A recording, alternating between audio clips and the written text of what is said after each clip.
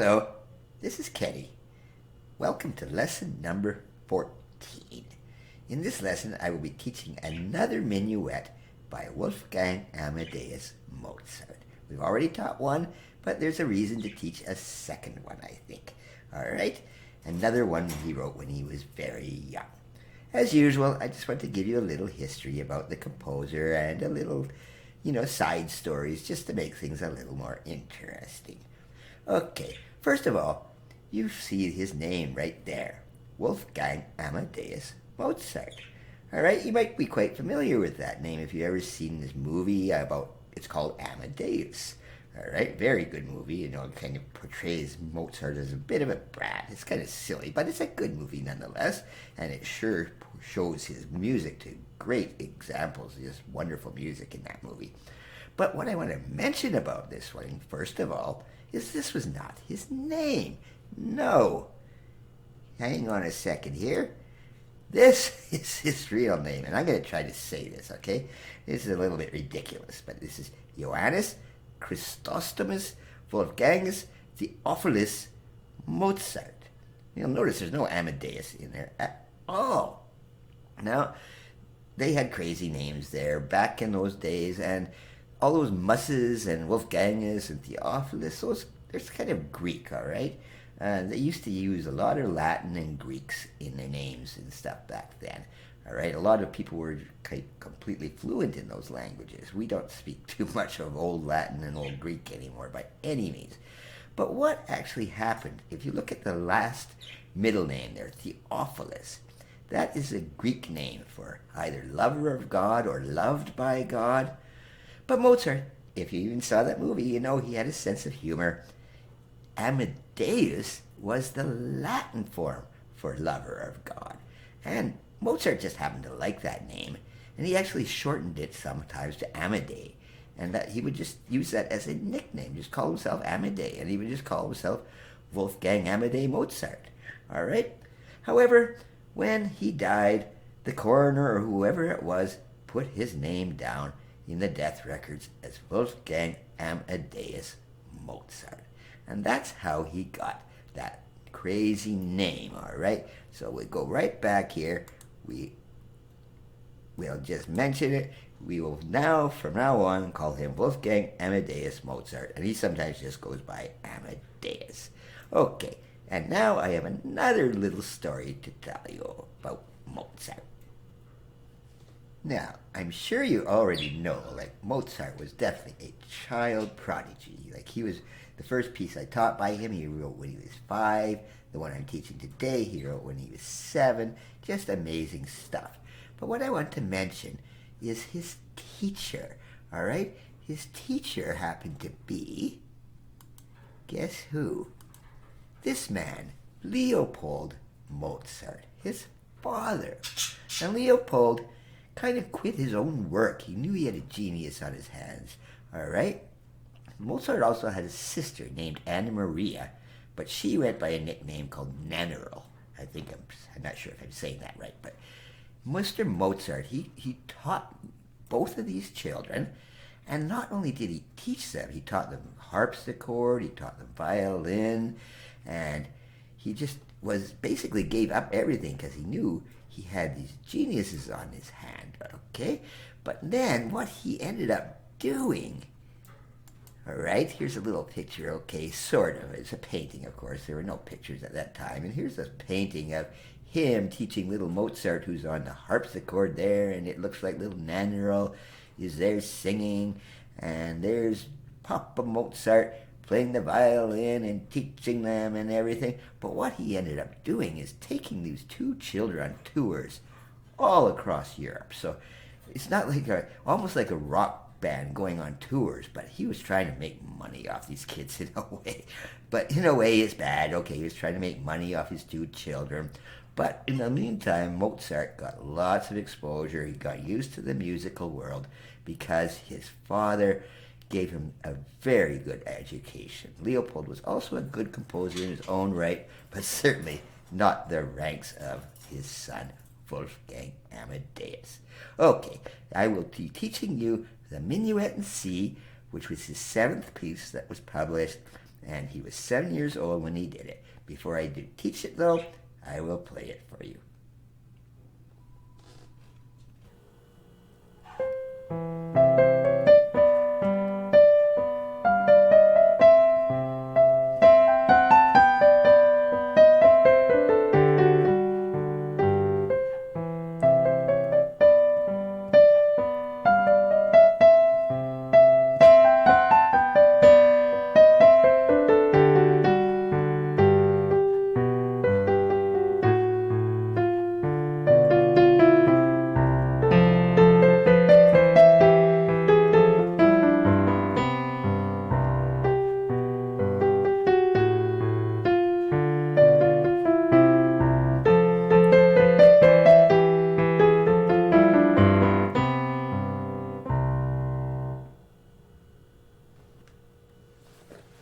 Now, that's not a particularly difficult piece.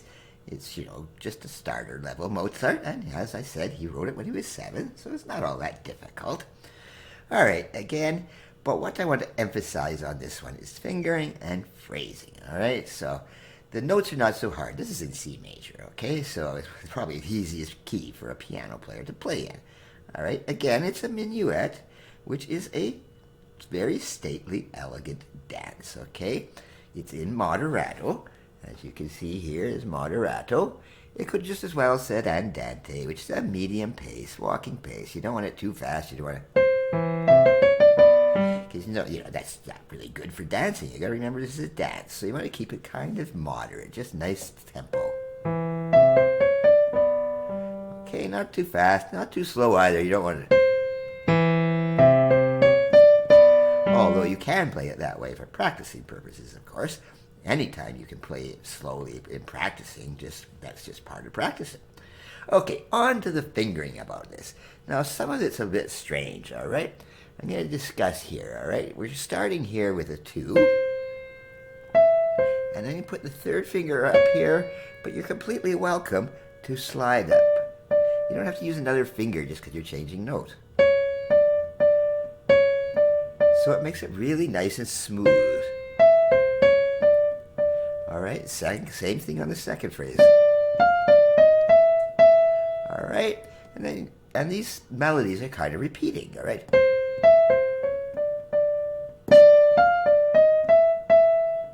And then it changes a bit. And here's where the fingering gets a bit weird. You want to put your fourth finger on this D sharp. All right, because that way you'll have enough fingers to play the notes. And the other thing really strange here is, okay, you come down, here's the thumb, and then pass your second finger down there.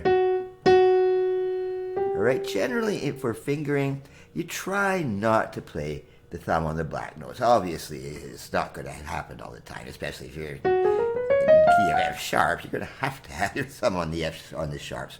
But for the most part, you want to try to play any other finger than the thumb on the black notes. It just makes it more comfortable. All right, the left hand is very simple here in these first 2 lines.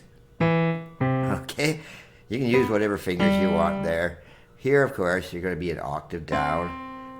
All right, you're going to want your thumb there for sure, and then the 5th finger there. And here's where it gets a little bit strange. I've put a 2 here, okay? Now, you could start that with the thumb. And what happens? You've ran out of fingers, all right? You should go up there. You can do that, but it makes it much easier. Always try to start on something so you don't have to change positions as much as possible. So you would have... And then you got another place there. You got your thumb. Okay, very simple that way, all right? So if you started on your thumb, you'd have to move it up. So if you start on your second, you've got an extra finger.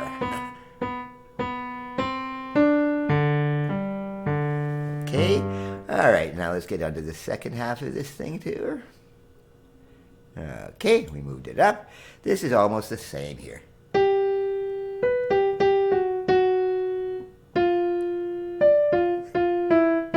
Okay, in this part here, you probably notice I put the thumb, and then the third, you switch it there. You don't have to do that. You could do that, but it's not really comfortable and it's not as smooth. You can put your second finger here, actually, that works just as fine, or whatever is most comfortable. Again, but you don't want to bump your thumb around. That's the most awkward finger to be smooth about, is the thumb. All right, and then the last line. And again here, you want that G sharp there. All right, just so that you can make a nice transition from the G sharp to A. And you can just go and then pass that second finger over. Again, you don't want to end up with that thumb. That's what I'm trying to emphasize, is the thumb is really the place for fingering that you really want to try to make smooth, okay? If you pass over here, it makes it really smooth. And again, the left hand here. Very simple. And here again, just as I said in the first part, you want to use your second finger, because if you use your thumb, then you've ran out again. So if you use the second finger, you've got that finger right there for you. Okay? All right, that's about all I have to say about fingering on this thing. Let's go back to the start here, and I just want to mention about phrasing, all right? Now, there's many ways you can phrase this. You can play it like this.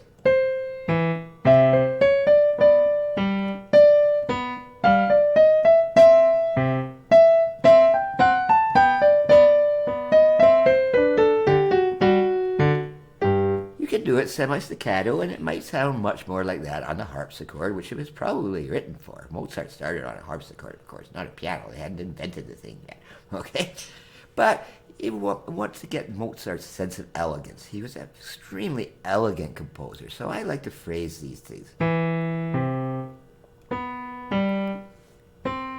As you see here, we're putting these phrases, connecting them nice and smooth, okay? And often when you do kind of phrase like that, it's often nice, you just kind of lift your wrist a tiny bit on the second note. It's actually your first one is a tiny bit louder, and coming down. All right, so it just gives it a lot more elegance.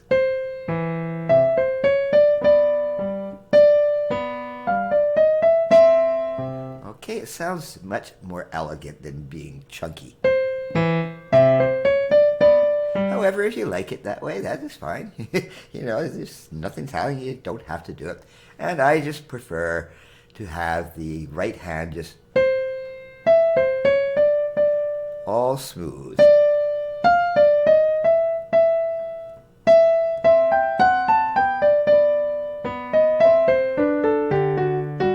And again, that second phrase there at the end, come a bit louder and a little softer to come at the end of the phrase. Okay, it's up to you again already, but just try to remember the minuet is an elegant dance. It's very graceful. So I think it's really nice if you just phrase it really nicely.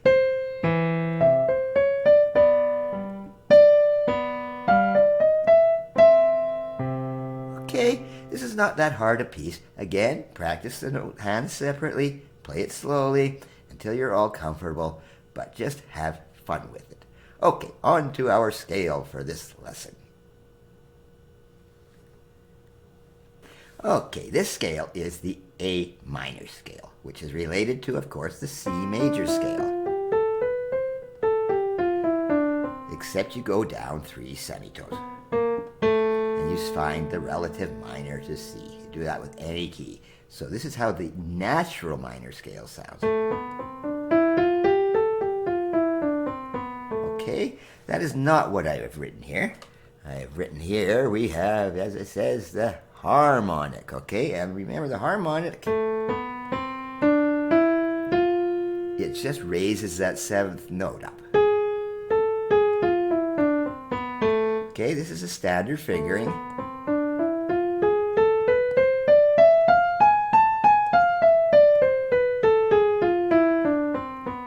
And the left hand, the same thing.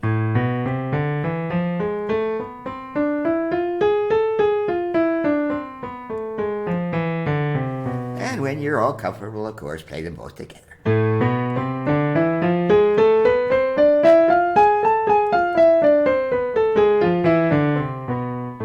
Alright, now I have only written down the harmonic version, but you can also try out the melodic version. I didn't write it down, but if you recall in theory lessons and a couple of the other lessons, what the melodic one is you raise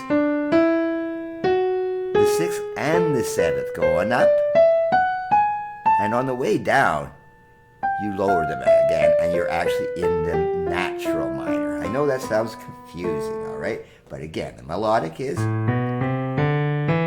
raise the 6th note and the 7th on the way up.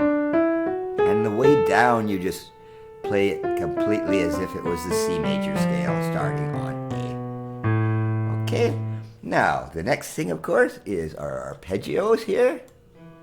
Whoops. Here we go. All right. Arpeggios, remember all it is? It's the 1st, the 3rd, and the 5th, but you're just stretching it out.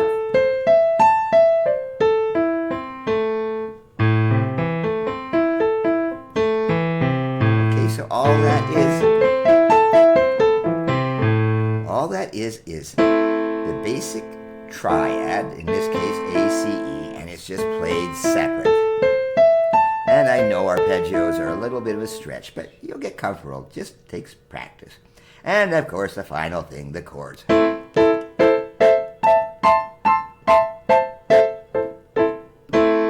right, and the left hand.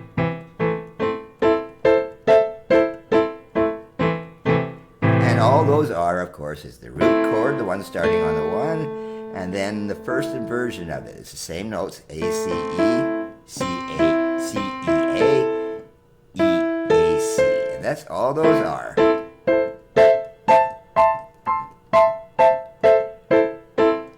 Okay, and that's not the best sounding of exercise, but it's really good for your fingers, and it gets you to know how to play those chords and its inversion. Okay, that's the end of lesson 14. Thank you.